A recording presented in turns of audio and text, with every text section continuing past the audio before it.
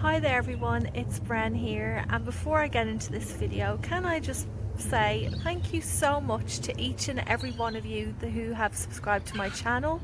I've now just gone over 1,000 subs, which I cannot believe, and I'm just so grateful, so thank you very much.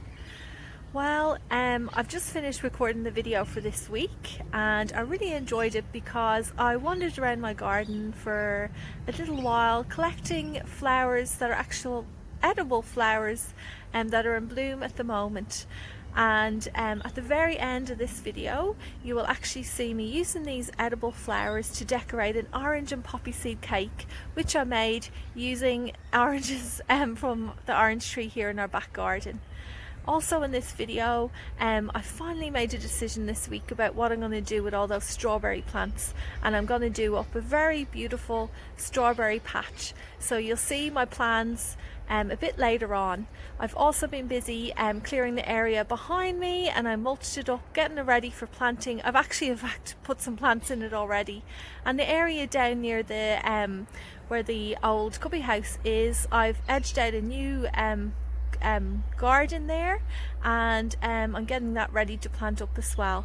So let's just get straight into the video now. So I'm starting off today over here in the raised garden bed area with a lovely flower that to some may be considered a bit old-fashioned, but I absolutely love them.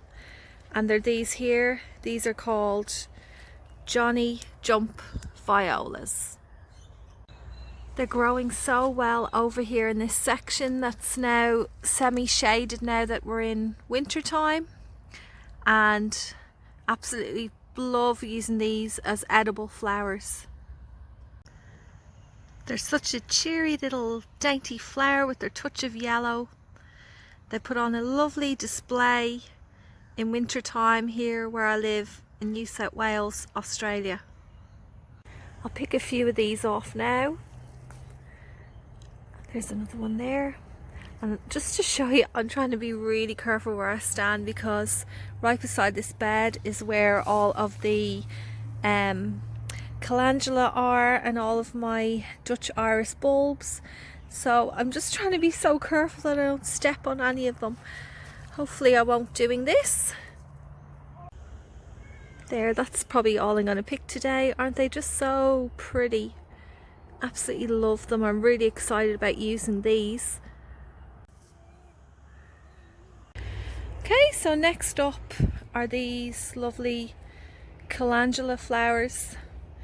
Now these are edible flowers, but to be very honest with you, I'm actually not crazy about the taste of them. I find them quite strong, but I still think they look beautiful to use as decoration in cooking, and I think they're more commonly used in like ointments, and people extract the oil from them, and they're meant to have anti-inflammatory and antibacterial elements in it, I guess you'd say.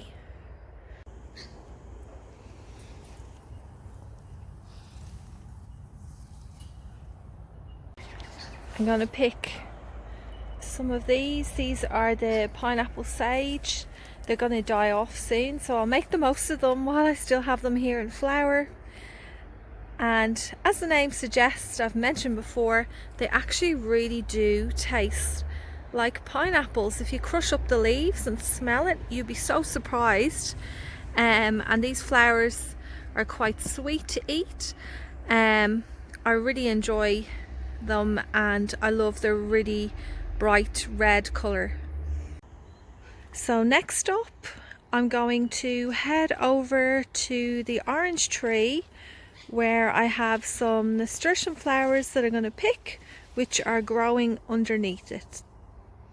And along the way I would like to show you some of those little seedlings that I popped in here. I'll just go through this archway and you can see that they're all starting to germinate. So that far one there, I have rocket in this one. There's rocket, and there's some freckled lettuce. Over here have some carrots, have some baby beets, and I have some plum radishes. So I'm over here by the orange tree where I have all the nasturtiums with lots of pretty flowers.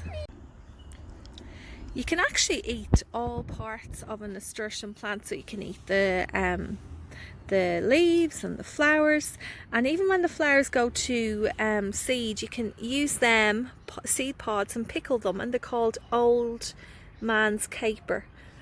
But I'm just going to pick a few of these lovely flowers. I have some of these orange ones and red ones, and I have bought some more seeds of some more unusual ones that I'm going to plant for springtime and see how they go.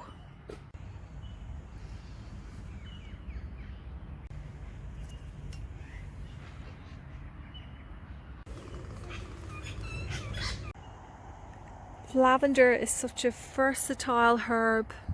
You can use it to make perfumes, essential oils, or for cooking, and I'm going to pick some for the cake today. So I'm going to head down the back now to pick some pansies, but on the way I'd like to show you this. I finally decided that I'm going to do this with the strawberry patch.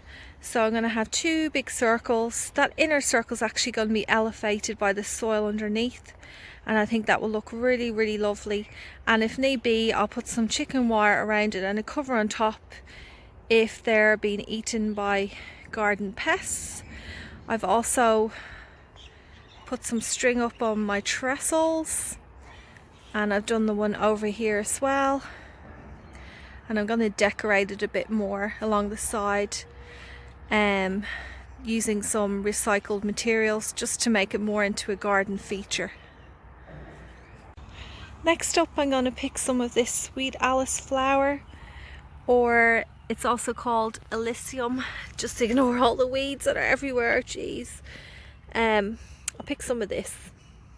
Do you know, it'd actually be easier if I just had a pair of scissors, so then I could just snip off the top. And I really love this lovely annual flower. Once you plant it, it really does just look after itself and comes back every year. It self-seeds so well. I've been so busy this week working on this section. You can see I put the supports up along here for my peas, and put some string in between these sticks. I've also put a few little twigs and branches in there. I'm going to fill that up a bit more. On this archway, I've used some of those branches that I got off my friend when she trimmed a tree. They have lichen actually growing on it. I come a bit closer and I'll show you. And I thought that that would look really nice if I could put them all around the frame. It would turn it into a beautiful feature and just make it a bit more interesting than just the metal that's there. And in here you'll see that I've been busy getting this soil all prepared. I think I've finally decided what I'm going to do. I had mentioned before I might put all the strawberries in here, but the soil actually in here is excellent, because prior to being cleared out it had like lots of bushes here and all the foliage dropped underneath, and it really amended the soil. And I'm going to do a really big mass planting along here of some flowers. I might even put those lavender plants in. And a bit further down from that section we put this tree in this week. It's a native plum, and I put this protection around it because you can see there's lots of soccer balls everywhere, and just to stop the kids from snapping it. And my youngest son actually spent some of his birthday money buying this tree because he absolutely loves plums. Yeah. And next up are these little pansies here. It's got a lovely peach colour to it.